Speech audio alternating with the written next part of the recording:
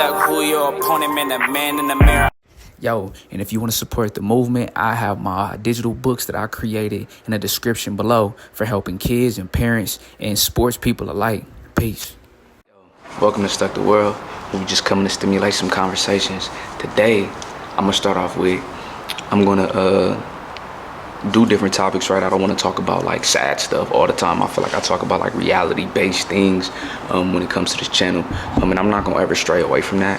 But I also want to turn into other interests that I have, right? Because I don't want it to be like, oh, this man is just like this damaged individual.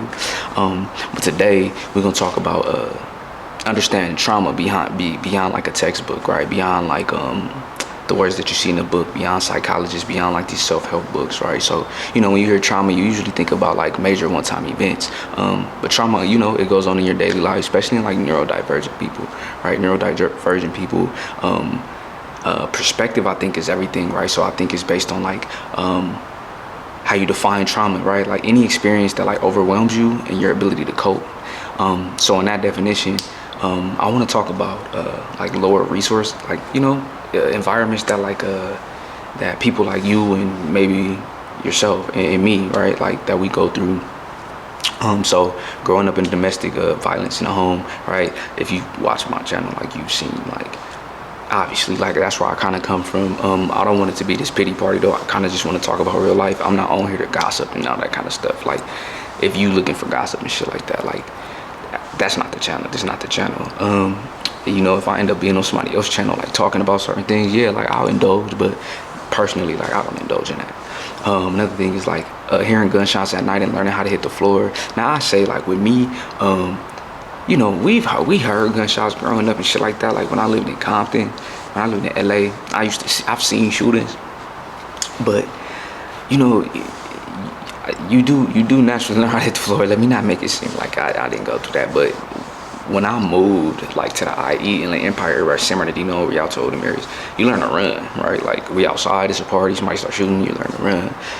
I actually seen somebody at a party got hit in their eye, right? And they like, it got great. I don't know what happened, but like blood coming from the eye, and it's just kind of like they in the mirror, and we like, yo, like okay, like it's time to get out of here, right? Also things like hearing and seeing about people being locked up, right? Like I have friends growing up that went to jail. I had friends growing up that was like fighting cases, and we like 15, 16 years old. I had uncles that was in jail for life, got out, went back to jail. Like the jail was like not the norm, but it was like kind of like the comfort, not knowing how to be outside, and also probably being told by teachers like that you're gonna be a problem, right? I'm not gonna lie, like my family, they thought I was gonna be dead or in jail based off how I was acting as a kid. So I would think that I came a long way. I'm not as like successful as I would want to be. I do have like imposter syndrome, you know what I mean? Like I really don't know like if I'm doing good or I'm not, but it's based off perception, and to me I think I'm doing a very good job. So it often goes recognized, right, like what is trauma, right?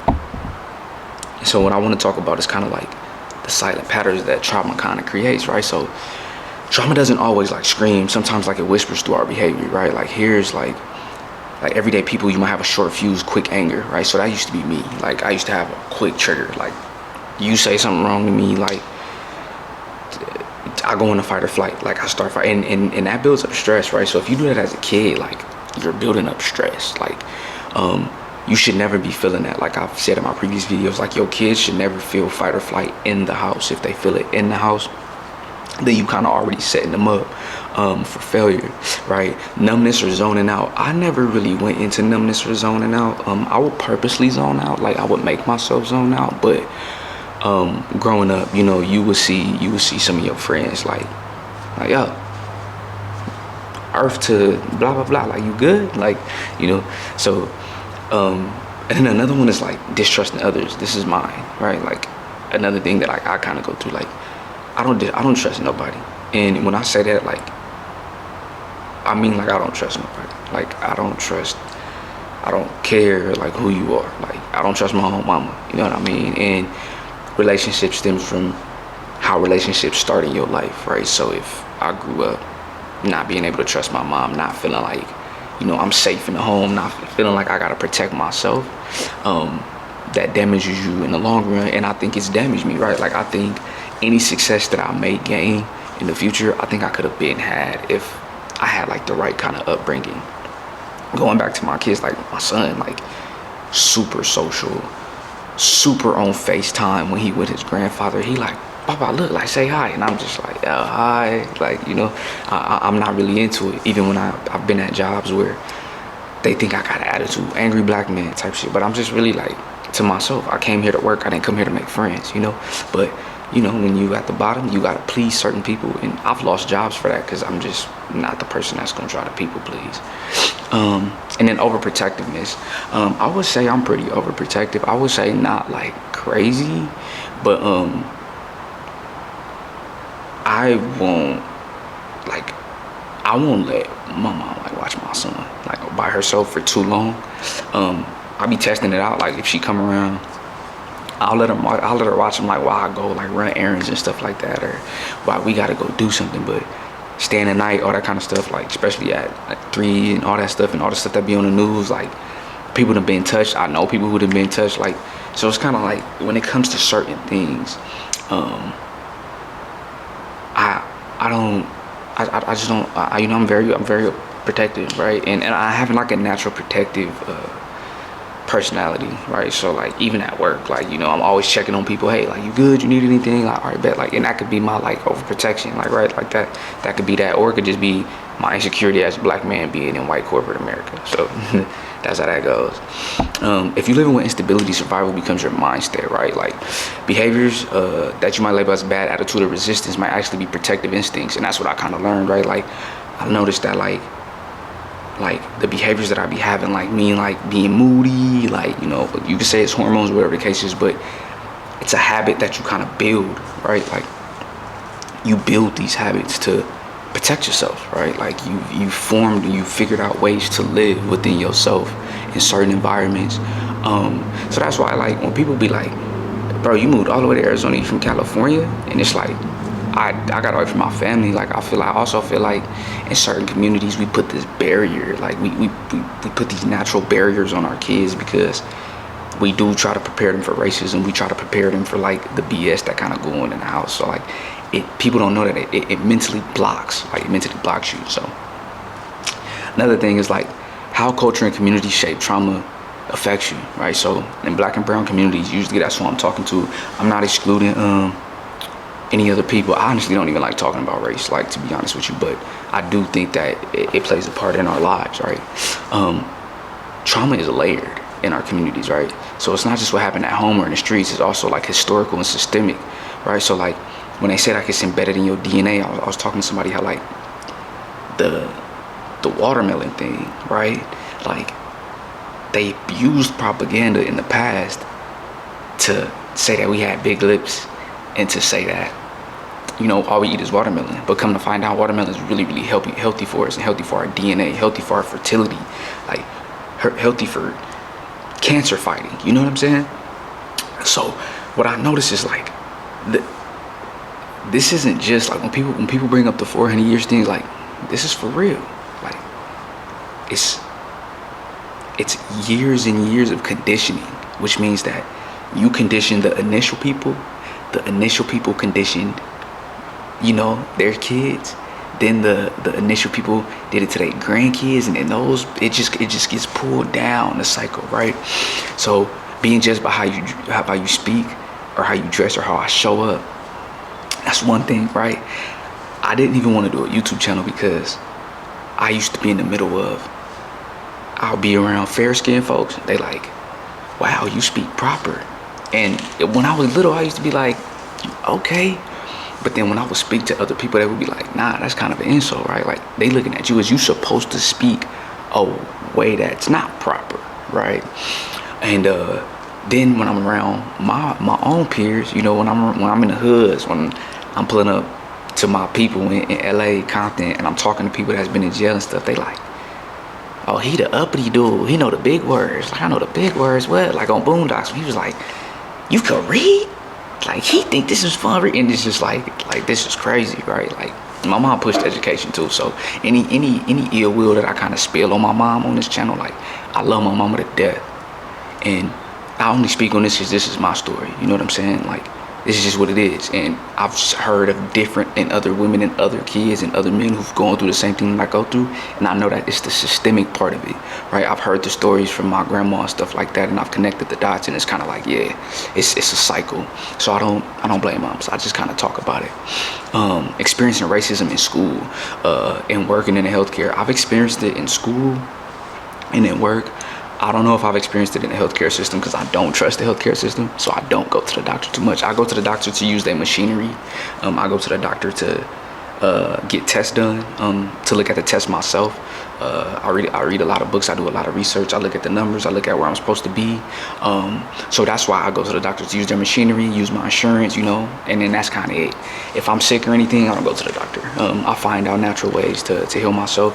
That's another part of the channel we're going to go into. I'm really into the natural health, really into the things that can help our environment and help our people, man. Astragalus roots, echinacea, what else, man? Man, I got a whole bunch of things in store for us, man. And then having your family split up from incarceration, addiction, or poverty. I've experienced all three of these, but not personal. Incarceration, I had uncles in jail, cousins in jail, people in jail right now. When it comes to addiction, my grandfather was addicted to a substance. So I wouldn't say like, I guess my mom, yeah. So indirectly, my grandfather was addicted to substances. He was never at home. My mom and them kind of raised themselves. My grandma was at work in school, trying to figure things out. So I would say it kind of played a part in my life, but not directly. Poverty, yeah, like been through that. My mom did everything she could to keep the lights and stuff on. We wasn't poor. My mom tried to do everything she could, but no lie, I was outside. Selling candy, selling stuff from LimeWire and everything, just to kind of get the things that I wanted. These experiences, they don't go away, right? Like, they get passed down. It's generational trauma, just like I kind of explained, and it can show up in many ways. Like, as we parent from our parents, the way that we love, and how we see ourselves. Like, I think I extra love my son. I don't do too much, but I every day when I come home, I gotta hug my son, give him a kiss on the forehead, both my sons. Give them hugs, kiss on the forehead, make sure I tell them I love them, teach them manners, teaching them how to respect themselves, teach them how to respect their mom. Like, I do that because I didn't get it. I do that because I didn't learn those skills, you know what I mean? So when it comes to that, like, I think I overindulge a little bit. And then piggybacking off this, like, I want to talk about what healing looks like, right? For me, healing doesn't mean pretending it didn't happen, right? And I think a lot of people in our culture, colored folks, it don't matter about color. Like, healing just has to happen. It means you recognize it's where you show. Like, I don't ask people to apologize to me. I need to accept what I went through, build on it, become who I want to be, and kind of keep it moving. You got to choose a different way forward. When I was a kid, I was very angry, very violent. I'm not gonna lie. Been through a lot of things, doing things I shouldn't be doing. I'm apologizing to people down the line just because I rethink, and I'm like, damn, like, I treated that person wrong, So I wouldn't be surprised if karma come back and bite me in the ass, or I'm not even already kind of going through karma. Here's kind of the things I've seen work. Let me tell you the things that safe spaces to talk and unpack, right? Whether that's therapy, a trusted elder, or a group of people who get what you're talking about. Usually, I'm not around my grandma like that, but when I talk to my grandma, like, that's kind of what I talk to her, my auntie. That's another racist thing. Like, I remember white folks like, it's not auntie, it's auntie. And I was like, man, so what? Like, right? But anyways, so those are the two people that I kind of can entrust in my lady. I entrust in them. It gets tiring talking about the same thing. So I've learned to kind of like be away, take a deep breath, be where your feet are, and just kind of keep it moving. Emotional education, learning to name and regulate feelings. It's crazy that we don't do this in my community. I was never taught to take a deep breath, coping skills, go take a time out by yourself, sit down, let's talk. What do you want to talk about? Like, let me listen to you. Never went through none of that. So that's something that I do in my house for sure. With my son, if he gets emotionally dysregulated and he's going through something and he can't have something, or he's being reprimanded for something. You shouldn't have done that. You blah blah. He starts crying. Just like, hey, like, I don't put my kids in timeout. There's no go stand in the corner. None of that. We don't do none of that. It's, hey man, if you're gonna scream and cry while everybody else around us is peaceful, go upstairs. Like, go to your room. Go to your room. Take some time out. Take a deep breath. Read a book. When you're ready to come down and talk, then we can talk. It's kind of how I go about it. Behavioral tools. Things I use every day as a BCBA, like reinforcing like healthy coping skills, like, good job. Just positive reinforcement, man. Good job doing what you're doing, man. But give yourself a pat on the back sometimes too, like, just to trick your mind into being happy, man. Sometimes you gotta fake it to make it, and then spiritual grounding. This is my topic. I went into Buddhism, Taoism. I'm not a heavy. It's, even if you read about it, they say it's not really your religion. It's more so like an ideology. The practices of meditation, I think, is a beautiful thing for the mind. There's actually research. There's scans on the brain that tells you how meditation can kind of like change the brain structure and change the way neurotransmitters and synapses kind of like fire off. It just kind of calms everything down for sure. And then cultural pride, right? I love who I am. I love where I come from, and I love my people. You know what I'm saying? I love all people. So I think accepting who you are, accepting that damage, and not waiting for somebody to come and apologize to you for what you think they did to them. If you did something wrong to me and you don't know you did something wrong to me, whose fault is it, right? It's gonna be my fault if I keep kind of badgering you about it, or if I'm waiting for you to do something for me. So be proud of who you are. Take in the pain and turn it into strength. That's just one thing that I just kind of go for. Like, don't ever fall over. Don't lay down, man. Don't ever lay down. If you get another 24 hours, man, keep your chin up, right? If you don't get another 24 hours, then you ain't even watching this video. So, you know what I'm saying? So, remember, like, when it comes to this, you're not alone. I made this channel because I want people to learn that they can have communication, they can have dialogue without being judgmental. I think we got to remove the prejudices or the prejudiceness.